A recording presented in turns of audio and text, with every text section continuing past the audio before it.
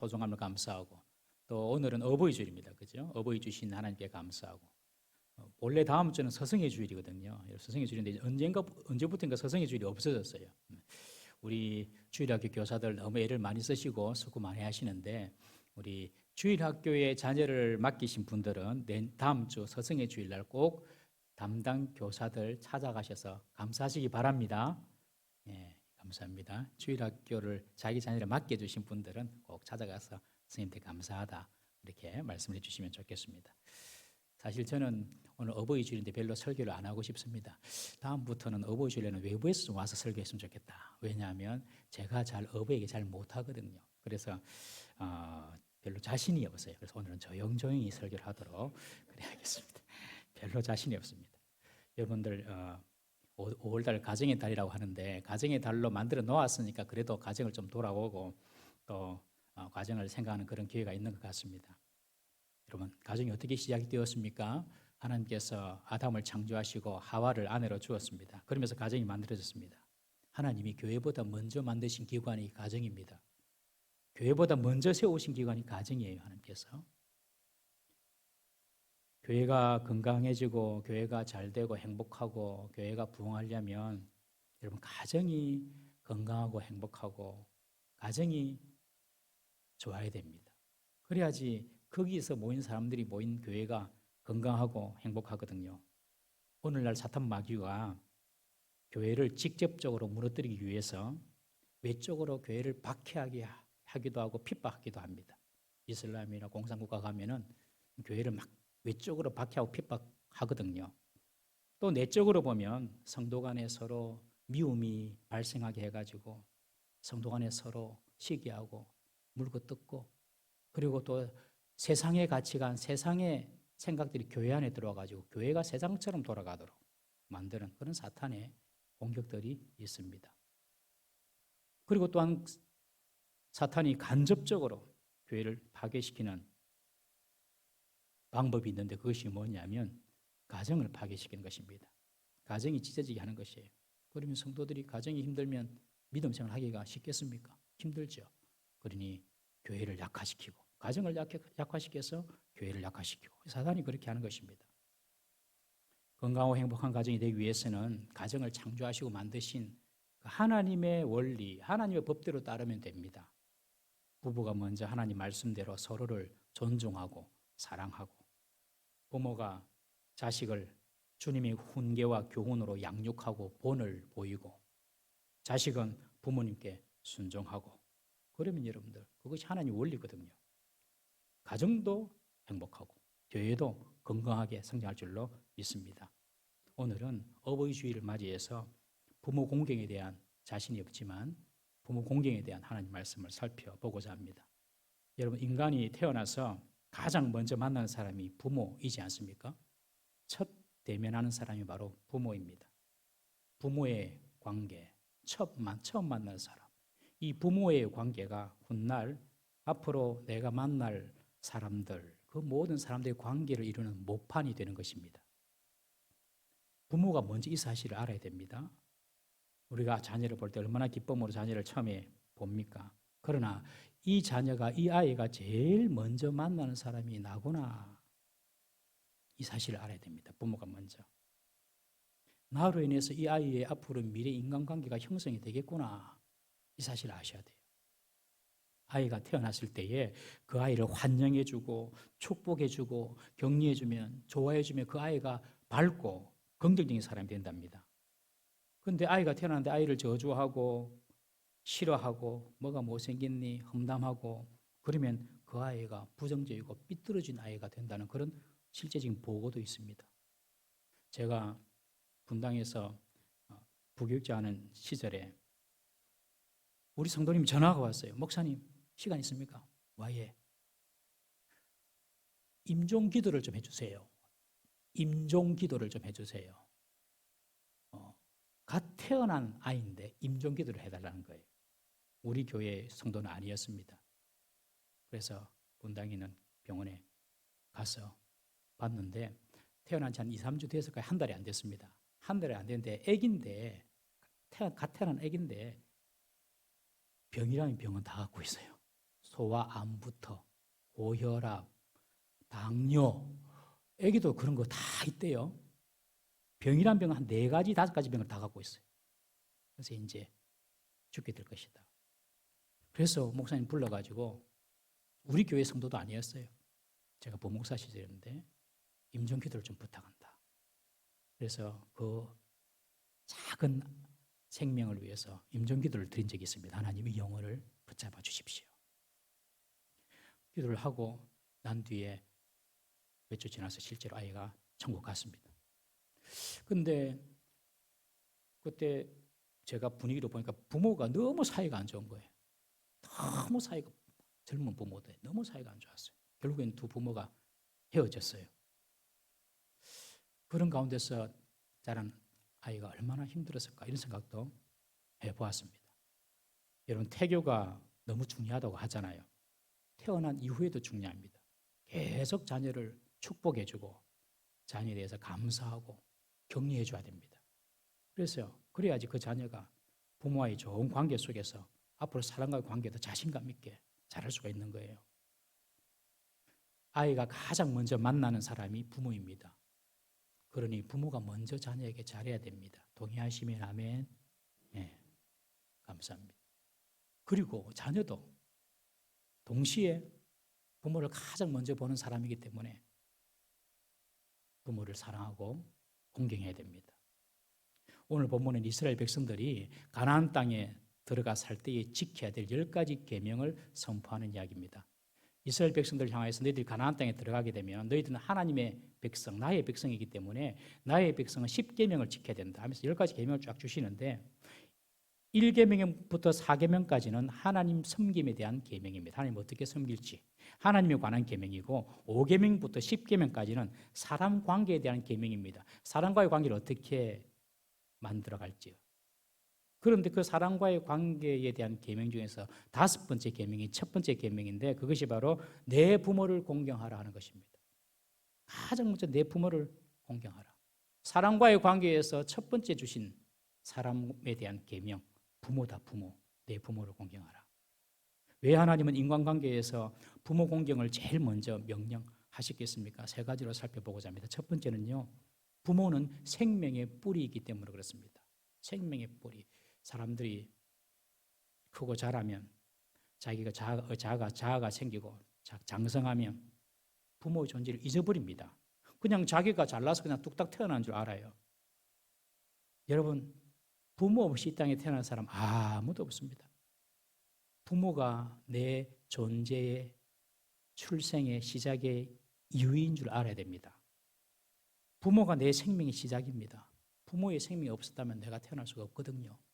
그러니 내 시작은 바로 부모다. 어릴 때 외국으로 입양이 된 한국 사람이 장성하고 나름대로 성공해가지고 이름도 얼굴도 모르는 부모 찾는다고 한국에 와가지고 가끔 TV에 나오는 사람 보셨죠? 자기의 존재의 뿌리를 찾고자 하는 본능 때문입니다.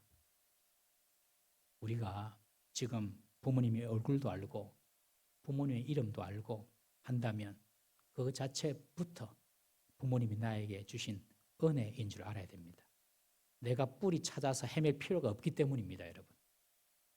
우리가 부모를 공경해야 되는 이유는 첫 번째, 부모님은 나의 생명의 뿌리이기 때문에 그렇다. 두 번째로 우리가 부모님을 공경해야 되는 이유는 부모는 모든 인간관계의 뿌리이기 때문에 그렇습니다. 부모가 모든 인간관계의 첫 단추입니다. 말씀드렸다시피 제일 먼저 만나는 사람이 부모입니다. 그 부모와의 첫 단추가 잘못 꿰어져 있으면 다른 사람 관계에도 문제가 생길 수 있습니다. 여러분, 사람과의 관계를 잘 못하는 사람들은요, 부모와의 관계가 문제가 있을 가능성이 아주 높습니다. 특히 위의 권위자들과의 관계를 잘 못하는 사람들은요, 제한테 좀 안 맞아서 일단 빼놓겠습니다. 제가 낄 군분 아닌 것 같아요, 아직까지. 위의 권위자의 관계에 있어서 잘 못하는 사람은 부모와의 관계에서 부모의 권위를 인정하지 않고 부모의 권위를 무시하는 사람일 경우가 많습니다. 여기서 주의할 것은 부모가 권위주의에 빠진 부모라면 자녀들이 거의 100% 부모의 권위를 인정하지 않습니다. 권위 그 자체는 아주 중요하고 소중한 가치입니다.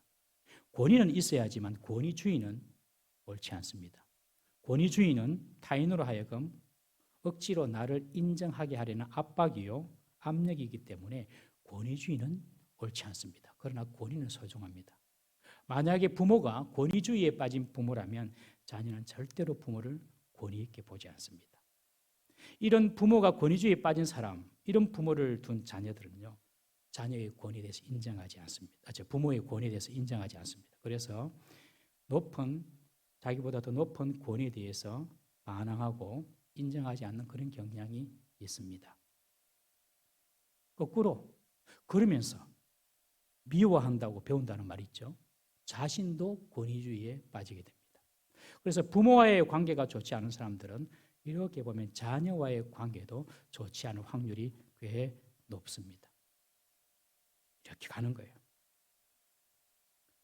반대로 위로 부모와의 관계가 좋은 사람은요, 다른 사람과의 관계도 좋아지고 아래 자녀들과의 관계도 좋아집니다.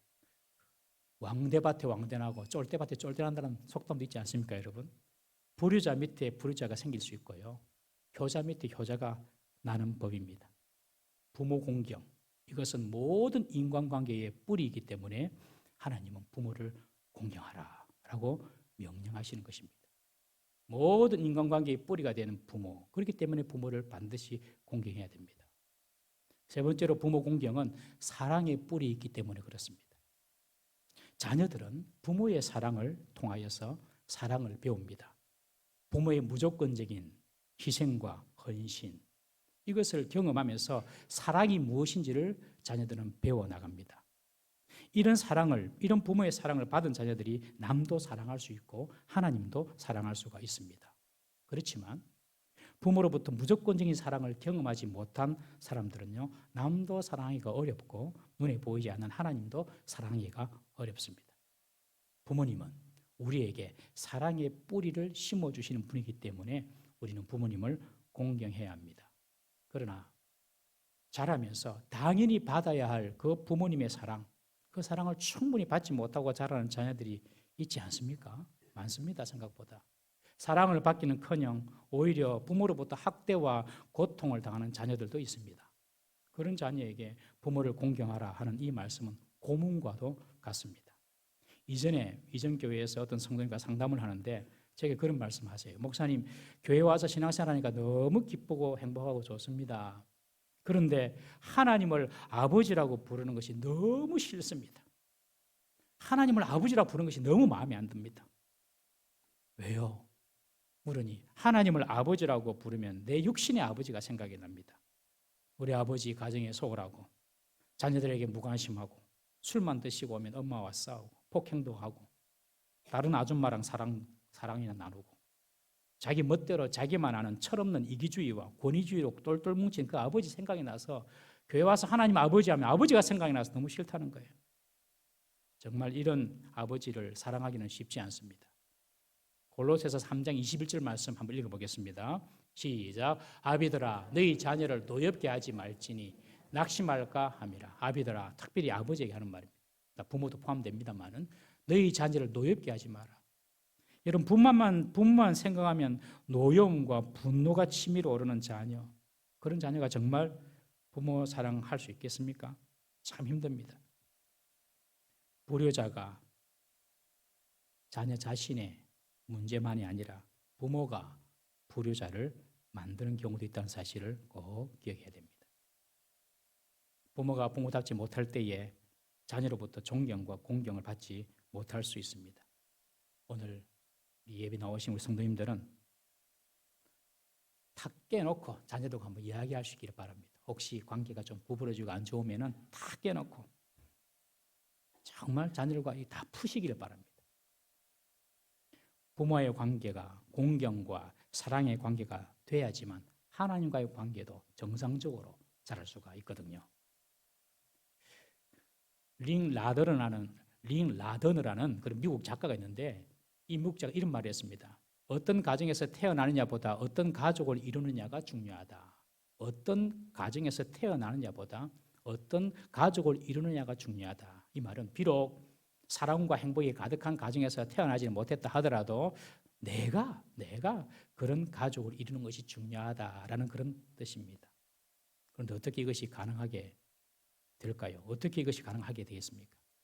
여러분, 비록 육신의 부모의 사랑과 돌봄을 받지는 못했지만 우리가 참되신 아버지이신 하나님을 믿고 그리고 하나님의 사랑을 제대로 깨닫게 되면 오히려 미워하는 그 부모도 불쌍히 여기는 마음이 들고 용서하는 마음이 들고 사랑하는 마음이 됨을 꼭 믿으시기를 바랍니다. 하나님을 제대로 딱 만나는 사람은요, 반드시 원수 같은 부모도 불쌍히 여기고 사랑하게 됩니다. 하나님의 사랑을 경험합니다. 우리 하나님 아버지의 사랑 완전하신 사랑입니다. 육신의 부모도 죄인입니다. 육신의 부모도 연약합니다. 육신의 부모도 자식들을 돌보지 못하고 포기할 수 있습니다. 혹시 우리 가운데 그런 분이 있으면 너무 마음에 양심의 가책을 갖지 말기를 바랍니다. 육신의 부모도 연약합니다, 여러분. 포기할 수도 있어요, 자녀를. 그러나 우리 하나님은 결단코 우리를 포기하거나 버리신 분이 아니십니다. 이 하나님의 사랑을 알아야 됩니다. 우리 이사야 49장 15절 말씀 한번 읽어보겠습니다. 시작. 여인이 어찌 그 젖먹는 자식을 잊겠으며 자기 태에서 난 아들을 긍휼히 여기지 않겠느냐. 그들은 혹시 잊을지라도 나는 너를 잊지 아니할 것이라. 내가 너를 내 손바닥에 새겼고 나의 성벽이 항상 내 앞에 있나니. 하나님이 말씀하셨어요. 여인도 잊을 수 있다, 자기가 난 자식을. 얼마나 하나님께서 인간에 대한 이해가 깊으신지 놀랍지 않습니까? 얼마나 하나님이 인간에 대한 배려와 마음이 넓으신지 말씀하십니다. 여인도 자기 자식 있을 수 있어. 부모도 자기가 연약해서 그냥 어쩔 수 없어서 내버릴 수도 있어. 하나님이 그렇게 말씀하시는 거예요. 그러나 나는 너희를 잊지 않고 너희를 내 손바닥에 내가 새겼다. 여러분, 하나님은 우리를 절대로 잊지 않습니다. 부모도 다 연약하기 때문에 완전할 수 없지만 하나님은 우리를 잊지 않음을 믿으시기 바랍니다. 그 하나님의 사랑을 다 깨닫고 나면요, 내게 잘못해준 부모도 불쌍히 여기게 되고 여러분 이해하게 되는 역사가 일어납니다. 이런 역사가 일어나기를 주의 이름으로 축원합니다. 부모와 자식과의 관계에서 부모는 자식에게 생명의 뿌리고 관계의 뿌리고 사랑의 뿌리입니다. 그래서 하나님은 모든 인간관계의 최우선으로 부모 공경을 명령하고 있습니다. 우리는 이 부모 공경이 명령이라는 사실을 기억해야 합니다. 한번 따라할까요? 부모 공경은 명령입니다. 우리 읽었던 본문 신명기 5장 16절, 너는 내 하나님 여호와께서 명령한 대로 내 부모를 공경하라. 그렇게 명령하고 있습니다. 지금 이스라엘 백성들이 가나안 땅에 들어가 살 터인데 그곳 사람들은 부모 공경을 할 줄 모르거든요. 그러니 너희들은 나의 백성이니까 가나안 땅에 들어가면 그들과 다르게 살아라. 그것이 뭐냐? 인간관계에서 첫 번째 부모를 공경하는 것이다. 그리고 부모 공경에 하나님은 복을 주시겠다고 약속하십니다. 왜요? 부모 공경하는 것이 쉽지 않거든요. 그러니 부모 공경하면 내가 복을 주겠다라고 약속하십니다. 어떤 복을 주신다고요? 땅에서 잘 되고 그리고 장수하는 복입니다. 우리 에베소서 6장 우리 1절, 2절, 3절이 한번 다 같이 읽어볼까요? 시작. 자녀들아 주 안에서 너희 부모에게 순종하라. 이것이 옳으니라. 내 아버지와 어머니를 공경하라. 이것이 약속 있는 첫 계명이니 3절 말씀에 이로써 내가 잘되고 땅에서 장수하리라. 성경에서 말하는 잘되고 장수한다는 복은 1차적으로 내세의 복 그리고 영생의 복을 의미합니다만은 오늘 부모 공경에서는 더욱 구체적으로 땅이라고 명시하고 있습니다. 즉 부모 공경은 바로 이 땅에서 장수의 복과 형통의 복을 받는 비결이라는 것입니다. 부모 공경하면 여러분 부모가 좋아지는 것이 아니라 내가 좋아지는 것입니다. 내가 잘되고 장수하는 것입니다. 자꾸 내 길이 좀 막히고 하는 일이 자꾸 무위로 돌아가고 뭔가 좀 안 뚫리고 안 풀리고 그렇습니까? 그럼 내가 정말 부모님을 공경하고 내가 정말 부모님을 사랑하고 내가 부모님께 도리를 다하는가 우리 자신 한번 돌아볼 필요가 있습니다. 부모 공경을 잘해서 복받은 예가 구약의 룻이지 않습니까, 여러분? 룻은 모압 여인이었습니다. 이방 여인이었습니다. 그런데 시어머니 나오미라는 시어머니를 따라서 베들레헴으로 와서 시어머니를 평생 모십니다. 친어머니도 아니고 시어머니를 평생 모십니다. 남편도 죽고 자녀도 없습니다. 그냥 자기 고향으로 돌아가서 새 사람 만나서 재혼할 수도 있습니다. 그런데 홀로 대신 늙으신 시어머니 이 나오미 그냥 둘 수 없어서 그 나오미와 함께 영고도 없고 민족도 다른 베들레헴으로 이스라엘로 돌아와서 유대인으로 사는 것입니다. 베들레헴으로 돌아와서 시어머니 나오미의 생계를 위해서 혼자서 밭에 나가서 남의 밭에 떨어진 이삭을 줍습니다. 당시 가난한 자, 과부 그리고 또 나그네들 위하여서 추수할 때 좀 이삭을 좀 남겨두거든요. 그러니 가서 남의 밭에 가서 그냥 그 이삭을 줍습니다. 거지처럼 구걸하듯이 거지처럼 사는 거죠. 그런데 알고 보니까 그 밭의 주인이 바로 자기 시아버지의 먼 친척 보아스의 밭이었습니다. 이 룻을 보면 그 룻이라는 여인을 딱 보면 그 인생에 전혀 앞으로 새로운 일이나 좋은 일이 일어날 것처럼 보이지 않는 여인이었습니다. 그냥 소망이 없습니다. 그냥 룻만 보면 그 인생에 그냥 다른 일들이 일어날 것 같지 않은 그냥 그대로 살다가 그냥 인생 끝날 그런 여인처럼 보입니다만은 이 룻이 나의 밭에 와가지고 이삭을 줍는데 그것이 주위 사람들에게 이렇게 아름아름 알려지게 돼가지고 알고 보니까 그 밭 주인인 보아스를 만나게 됩니다. 결국 이 보아스와 결혼하게 됩니다. 그리고 이 룻이 다윗의 조상이 되고 다윗 왕가를 이루는 엄청난 축복을 받게 됩니다. 하나님은 효도하고 부모 공경할 줄 아는 사람에게 기회도 주시는 분이십니다. 그리고 상상할 수 없는 복을 주십니다.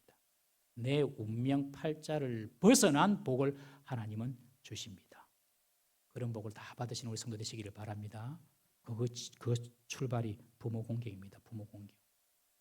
여러분 어떻게 하면 구체적으로 부모님을 공경할 수 있을까요? 4가지로 살펴봤습니다. 첫 번째로 부모를 공경하다라는 이 공경의 단어는요 무겁다라는 뜻입니다. 그러니 부모를 공경한다 이 말은 부모를 무겁게 여긴다 이 말입니다. 부모를 가볍게 경홀히 여기는 것이 아니라 부모를 무겁게 여기는 것입니다. 우리 잠언 23장 22절 말씀 한번 읽어보겠습니다. 시작. 너를 낳은 아비에게 정종하고 내 늙은 어미를 경히 여기지 말지어다. 여기서 경히 여긴다는 것은 가볍게 여기는 거거든요. 부모님이 내게 해준 게 뭐가 있다고. 부모님이 지금 이 세상이 어떤 시대인데 저렇게 시대에 뒤떨어진 저런 생각과 사고와 행동을 하냐고. 혹은 부모가 가난하고 부모가 배우지 못했다고 부모를 무시하고 가볍게 여기지 말라는 것입니다. 부모를 무거운 분으로 여겨라. 부모를 무거운 분, 부모를 중요한 분으로 여기고 부모님이 뭐라고 하면 잘 들으라. 노인네가 뭘 안다고. 이런 식으로 부모를 폄하하고 부모를 무시하고 부모의 소리를 잔소리로 듣지 마라. 이런 부모를 무겁게 여기시길 바랍니다. 중요하게 여기시기 바랍니다. 그것이 바로 부모를 공경하는 것입니다. 두 번째로 부모 공경은 부모님의 말씀에 순종하는 것입니다.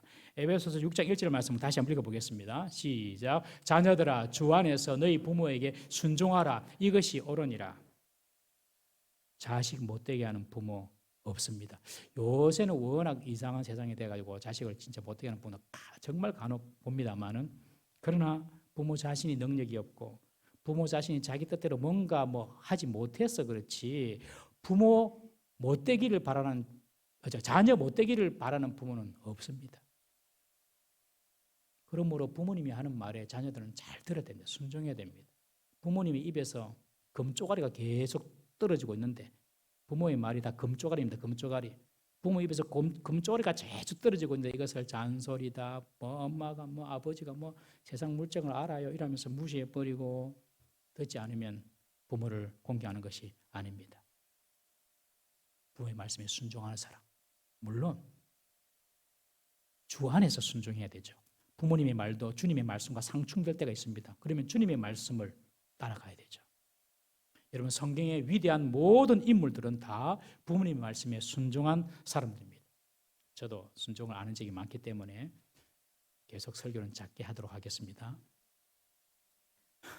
다 순종한 사람이에요. 성경에 나오는 모든 인물들 다 순종한 사람 부모님께. 요셉을 보십시오. 요셉은 형들의 일거수일투족을 다 아버지께 보고합니다.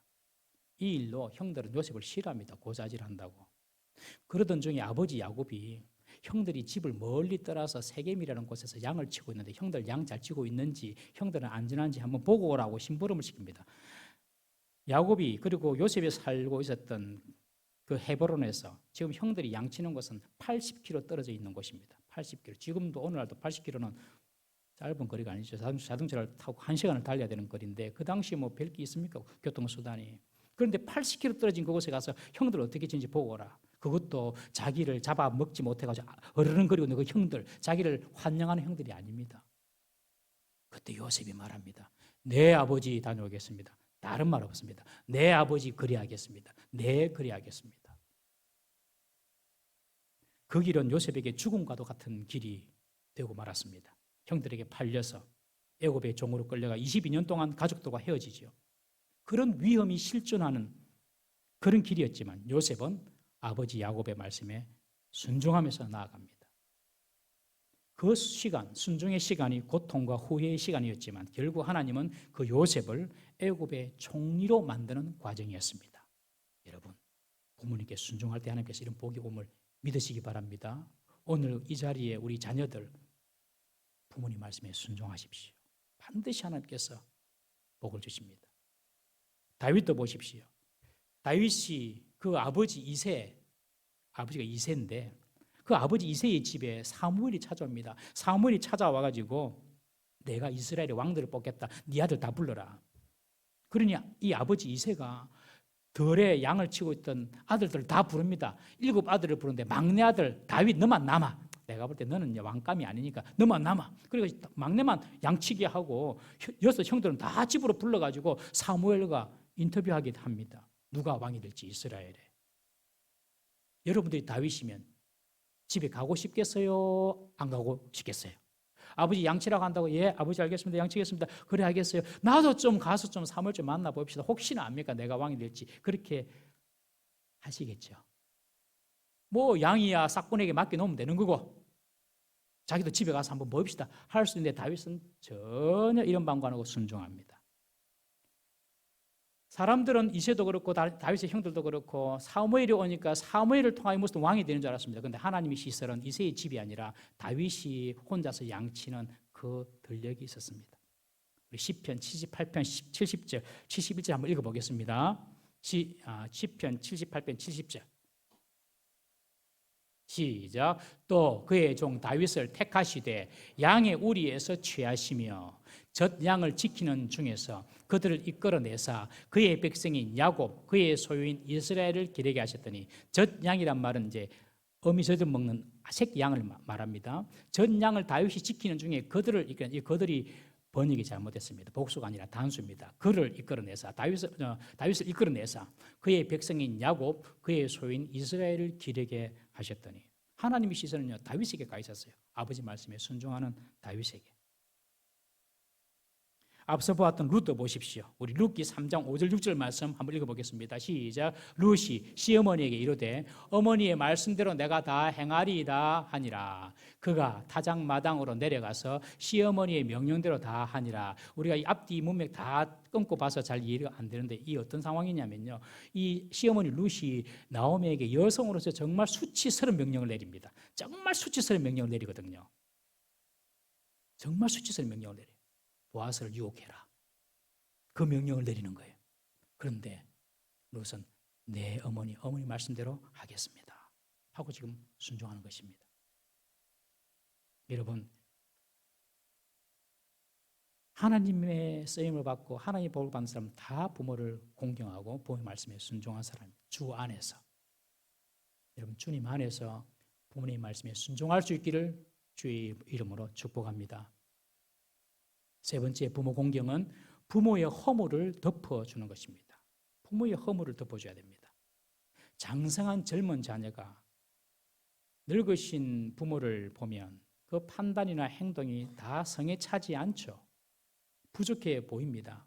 그렇지만 부모의 허물을 덜 추어내고 부모의 허물을 지적하는 것은 부모를 공경하는 것이 아닙니다. 허물을 덮어주는 것이 부모를 공경하는 것입니다. 노아의 세 아들을 보십시오. 노아가 포도농사를 지은 후에 포도주를 먹고 취해서 자기 장막에서 벌거벗고 자고 있었습니다. 이것을 본 둘째 아들 함이 아버지가 벌거벗고 잔다고 동네방네 소문을 냅니다. 함의 형 셈, 함의 동생 야벳이 아버지 그 벌거벗고 잔다는 소리를 듣고 아버지의 수치를 가리기 위해서 옷을 들고 성경에 보면 뒷걸음쳐서, 우리가 창세기 때 봤죠. 뒷걸음쳐서 아버지의 부끄러운 부분을 덮어줍니다. 아버지가 나중에 깨어서 함을 저주하죠. 함의 후손들은 앞으로 셈, 너희 형 셈의 후손들, 동생 야벳의 후손을 섬기는 종이 될 것이다. 여러분, 남의 허물을 덜추어내는 것도 성경은 금지하고 있습니다. 하물며 아버지의 허물을 덜추어내는 것은요, 하나님의 징계를 받을 행위인 것입니다. 부모의 인생도 약점이 있고 수치가 있습니다. 부모의 인생도 부끄러운 부분이 있고 후회되는 부분이 있고 실수가 있습니다.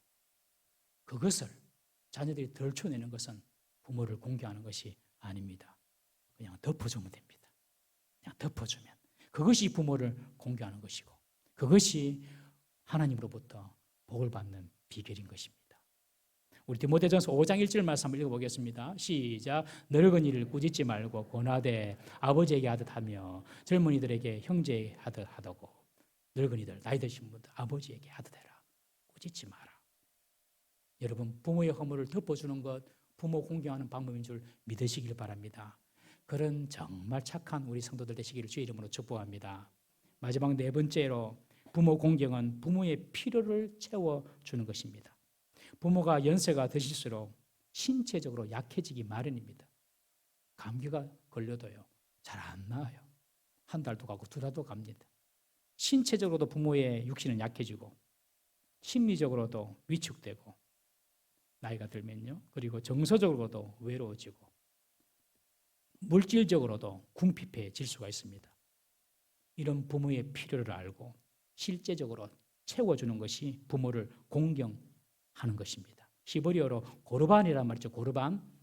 이 고르반은 하나님께 드리기 위해서 특별히 구별됐다라는 그런 뜻입니다. 하나님께 드리기 위하여 구별된 예물 이런 뜻이거든요. 그런데 이것을 신약 시대에 바리새인들은 악용해가지고 어떤 부모님께 드려야 될 그런 물질이나 부모님께 드려야 될 어떤 부분들을 가지고 고르반이라고 선포합니다. 그리고 부모님께 드리지 않고 그것을 자기 소유로 삼는 그런 악한 일들을 이 바리새인들이 했어요.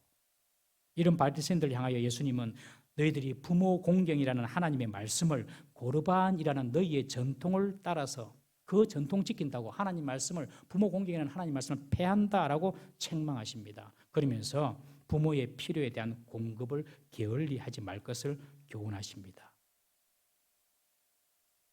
보통 우리는 우리 사는 게 바쁘잖아요. 자식들 키우고 우리 사는 것이 바쁩니다.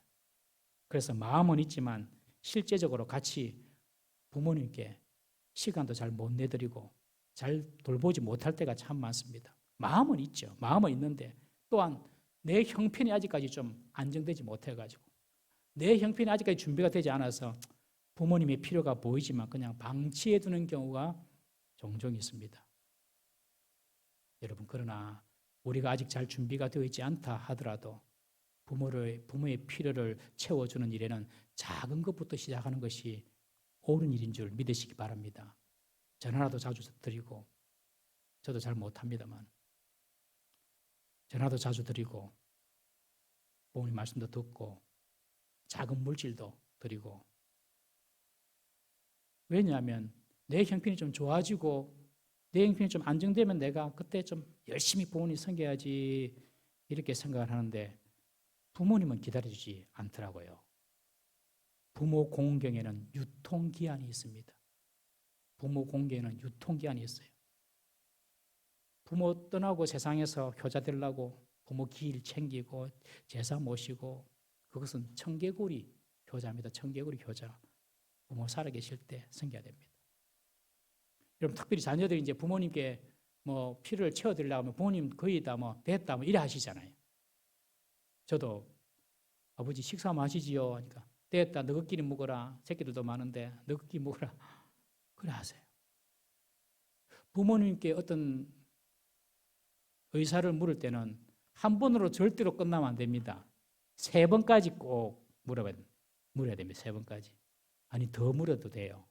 부모님께 어떤 의사를 물을 때는 꼭 3번 이상 물어야 됩니다. 아버지 이번에 휴가 맞아서 한번 부모님 모시고 한번 같이 1박이라도 한번 같이 갔다 옵시다. 됐다. 너끼리 가라. 요새 몸도 아프고 차도 오래 못 탄다. 다 그러십니다. 그럼 알았습니다. 갔다 올게. 이러면 안 됩니다. 맛있는 거 있는데 아버지 맛있는 거 있는데 같이 한번 식사하면 같이 식당 좋은 데 있는데 됐다. 너끼리 먹어라. 괜찮다. 아유, 나는 뭐 소화도 잘 못 시킨다. 그럼 알았습니다. 잘 먹고 올게. 절대로 그러면 안 됩니다. 몇 번까지 물으라고요? 최소한 3번 이상. 왜 부모들이 3번 이상 그렇게 거절하냐면 저것들이 진짜 내가 좋아가지고 내가 밥 먹고 싶어서 내가 함께 가고 싶어서잖아. 아니면 그냥 형식적으로 그러나 그거 알아보려고 하는 거예요. 그러니까 뭐 좀 합시다 그러면 안다. 됐다. 너끼리 해라. 그래 해도 계속 너 해야 되겠다 마음이 들면 해야 됩니다. 조금 용돈 드리면 됐다 하지 마라. 너 먹고 살기도 힘든데 알았습니다. 우리 먹기 힘들어 우리끼리 할게. 그렇게 하면 안 되고 3번 이상. 사랑하는 성도 여러분, 부모 공경은 나와 부모의 관계이기 때문에 하나님께 주시는 명령이 아닙니다. 부모 공경은 나와 하나님과의 관계에서 일어나는 일입니다. 부모 공경은 내게 주신 하나님의 명령입니다. 그렇죠? 내게 주신 하나님의 명령, 하나님의 명령, 아버지의 명령이 아니고 하나님의 명령, 어머니의 명령이 아니고 하나님의 명령. 그리고 부모 공경은 하나님이 내게 복을 주십니다. 네가 이 땅에서 잘되고 장수하리라. 할렐루야. 부모 공경하면 하나님이 복을 주세요. 하나님이 네가 이 땅에서 잘되고 장수하리라. 왜냐하면 부모 공경의 원리는요, 부모와의 관계뿐만 아니라 모든 사람과의 관계에서도 통하기 때문에 그렇습니다. 여러분, 상대를 경솔히 여기거나 가볍게 여기지 말고 상대를 무겁게 여기고 중요하게 여겨줘라. 인간관계에서 얼마나 중요합니까? 상대의 말에 순종해주라, 들어주라. 얼마나 중요합니까? 상대의 허물을 덮어주고 덜쳐내지 마라. 얼마나 중요합니까? 상대의 필요가 보이면 그 필요를 최선을 다해서 채워주라. 얼마나 중요합니까? 이런 원리 자체가 부모 자녀 관계뿐만 아니라 부모 공경의 원리뿐만 아니라 이 땅에서 잘되고 장수게 되는 성공의 원리인 줄 믿으시기를 바랍니다. 이런 원리로 평생 사신 분이 있습니다. 바로 우리 예수님이십니다. 예수님은 제자들도 하찮게 여기는 어린 아이들, 그 아이들일지라도 경홀히 가볍게 여기지 않고 내게로 데려오라고 말씀하십니다. 예수님은 남편을 5 두었던 수가성의 여인의 말조차도 무시하지 않고 존중히 여기면서 그 어려운 비밀스러운 예배에 관한 이야기를 풀어주십니다.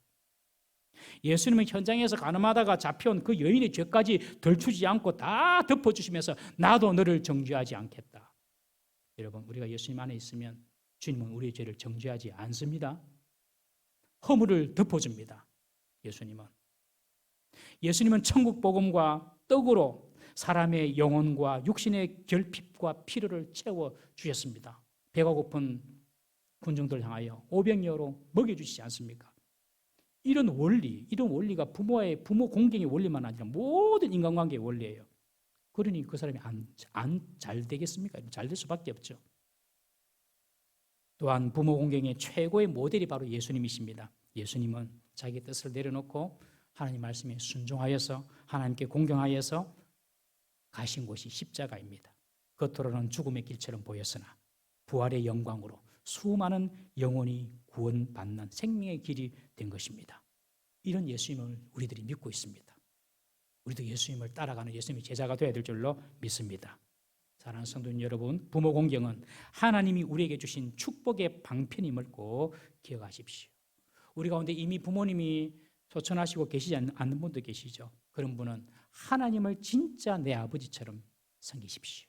그리고 우리 교회 어른들을 아버지처럼 그런 마음을 가지고 어머니처럼 그런 마음을 가지고 공경하십시오. 지금 아직 부모님이 우리 곁에 계시는 분들은 부모님을 더욱 공경함으로 하나님을 기쁘시게 하십시다. 부모 공경에도 유통기한이 있다는 사실을 꼭 기억하고 오늘 하나님 말씀처럼 부모님을 공경할 때에 하나님께서 이 땅에서 잘되고 형통케 하는 복을 주실 것입니다. 그런 복을 다 받아 누리는 우리 성도님 되시기를 주님의 이름으로 축복합니다.